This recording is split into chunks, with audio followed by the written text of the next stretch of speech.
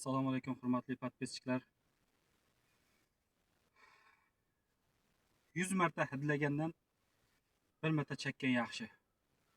Nima deysizlar? Agar shu fikrim to'g'ri bo'lsa, bitta like, bitta podpiska, bitta kommentariy, bomba kommentariy kutib qolaman.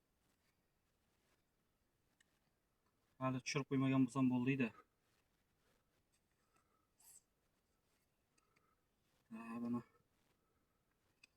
o'rtoqlar, mana 10 kun oldin birotim qoluvdi.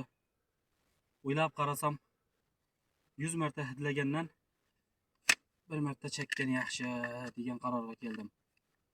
Agar fikrim to'g'ri bo'lsa, like va podpiska kutaman.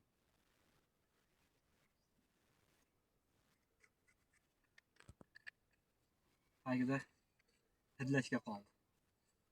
Like va podpiska.